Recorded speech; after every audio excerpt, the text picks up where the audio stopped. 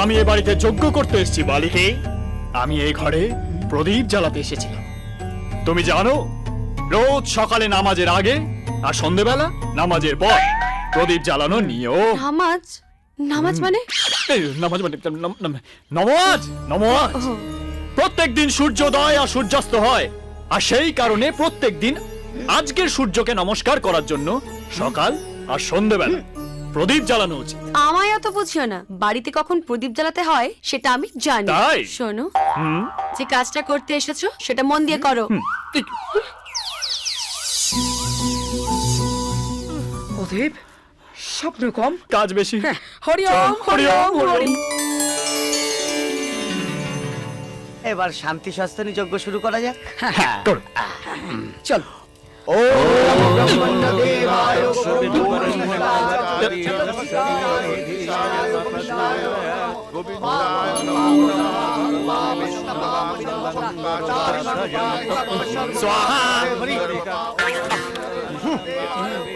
এবার মন্ত্রটা ঠিক করে বলো। राम तेरी गंगा के पास धूमती धूमती स्वाहा तू ही मेरी ऐश्वर्या तू की जानिस स्वाहा ওই লিপস্টিকটাতে তোকে আজ হেভি লাগছে তোকে হেভি লাগছে তোকে হেভি লাগছে রে তোকে হেভি লাগছে তোকে হেভি লাগছে তোকে হেভি লাগছে রে শিমলি, মনে হচ্ছে কৃষ্ণ পুরোহিতের মুখটা অন্যরকম নড়ছে। তোকে হেভি কোনো ডাউট নেই, এক ঝাঁক ময়ূরের মাঝখানে ময়ূরপুচ্ছ লাগানো একটা কাক। তোকে হেভি লাগছে ওম স্বাহা দেখাচ্ছি মজা এবার আমি।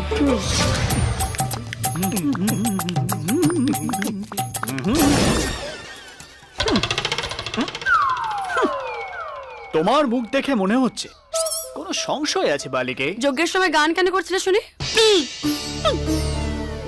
কি বলছো বালিকে? ভগবত গীতা জ্ঞান সম্পন্ন পুরোহিতকে তুমি জালি বলছো? ভগবদ্গীতায়, মহাভারত, এইসবের সম্বন্ধে কোনো আইডিয়া আছে তোমাদের? মহাভারত? বিআর চোপড়ার মহাভারত প্রত্যেকটা এপিসোড দেখেছি। বাংলার বিখ্যাত অভিনেত্রী দেবশ্রী রায় সত্যবতী রোল করেছিল, রূপা গাঙ্গুলি দ্রৌপদী রোল করেছিল। কাপড় চোপড় খুলে দিচ্ছিল, কি ভালো লাগতো। ছি, চুপ! আমি মহর্ষি বেদব্যাসের লেখা মহাভারতের কথা বলছি। আমরাও তো সেই কথাই বলছি। মানে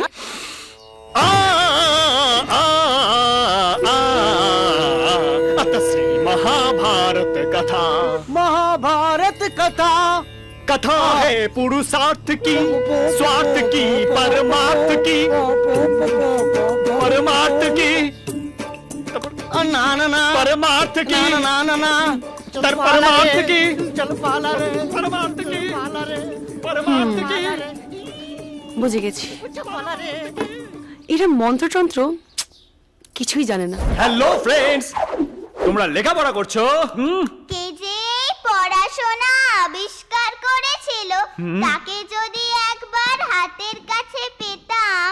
ও সত্যি তো, এইটুকু বয়সে এত কষ্ট। তবে বাচ্চারা, আমার কাছে কিন্তু একটা মন্ত্র আছে, কি মন্ত্র? সরস্বতী মন্ত্র। জানো, মহাকবি কালিদাস আগে মহাকবি ছিল না, ছিল বোকা কালিদাস। তারপর সে কি করলো জানো? সরস্বতী মন্ত্র জপ করা শুরু করলো। আর সেই সরস্বতী মন্ত্র জপ করার জন্য তার মাথায় বুদ্ধি ফিরল, আর সেই সরস্বতীর আশীর্বাদে সে হয়ে গেল মহাকবি কালিদাস। কৃষ্ণ ভট্টাচ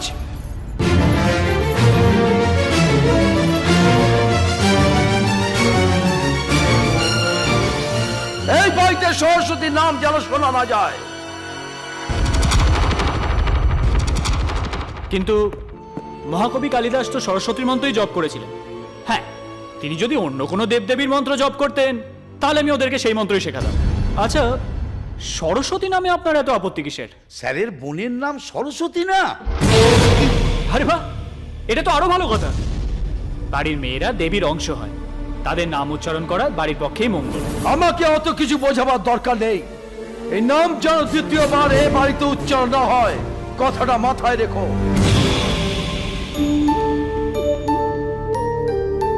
চোর আমাদের গ্রুপে কি করে এলো মা? সে যজ্ঞের সময় মন্ত্র বলে না, সিনেমার গান করে। কে সে? নিতাই হতেই পারে না বাবা। বিশ্বনাথ তুই? অসম্ভব। ভেরু তুই? বাপি নির্ঘাত। সে কৃষ্ণ ভট্টাচার্য। ছি ছি ছি ছি, উনি কলিযুগের বাইরে সত্য যুগের সত্য প্রতিষ্ঠাতা। উনি দাপর যুগে দাপিয়ে বেড়ানো পুরোহিত। উনি অন্নদাতা, ভরমান্ন দাতা, পুষ্পান্ন দাতা, আচ্ছা, স্বর্ণ দাতা। যদি উনি এতই বড় পুরোহিত, তাহলে আপনাদের একটা কাজ করতে হবে। মন্ত্র বলতে বলতে হঠাৎ মন্ত্রটা বন্ধ করে দিতে হবে। ছি দেবী, এ তো সিনেমার পুজো নয় যে ইন্টারভেল হবে। মন্ত্রটা থামিয়ে দেবার জন্য আমি এক্সট্রা টাকা দেবো। এ তো জালিয়াতি। না, এ আমরা পারবো না। পিতাশ্রী, এই জালি দুনিয়ায় ডাইনে বাঁয়ে আগে পিছে সবাই তো জালিয়াতি করছে, তার মধ্যে আমরা যদি এই ছোট্ট একটু জালিয়াতি করি, ক্ষতিটা কোথায়? কারো কোনো ক্ষতি হবে না এমন শর্তে আমরা তোমাকে সাহায্য করতে রাজি না। কিন্তু মন্ত্রটা কখন থামো সেটা কি করে বুঝবো? যজ্ঞ চলাকালীন যখন আমি এখানে মারবো তখন। এখানে মারলে মন্ত্র কেন? হৃদয় ধুকফুকানি বন্ধ হয়ে যাবে। আচ্ছা মা, বলছিলাম কি যে এই জালিয়াতি করবার জন্য আমরা কতটা কেস পাবো? আমি প্রত্যেক জনকে 1000 টাকা করে দেবো। 1000 টাকা?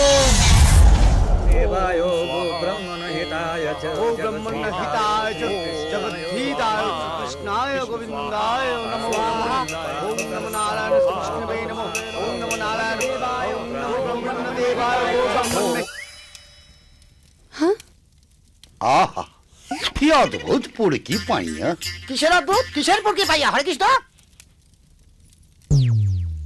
ওম নমো শঙ্কর শঙ্কর শিবম মহাতারি সর্ব পাপ দিবাকরম ওম নমো সূর্যায় নমঃ।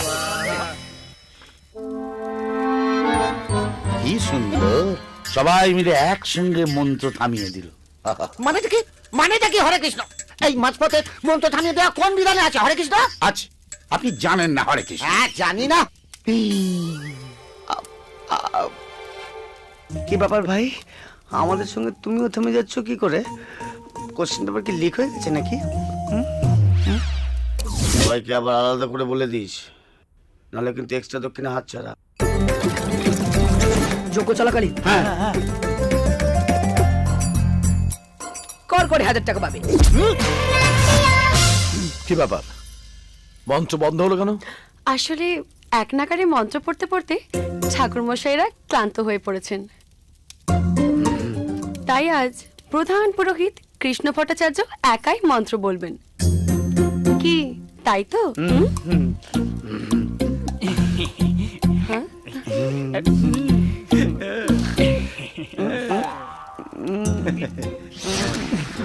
নিশ্চয়ই।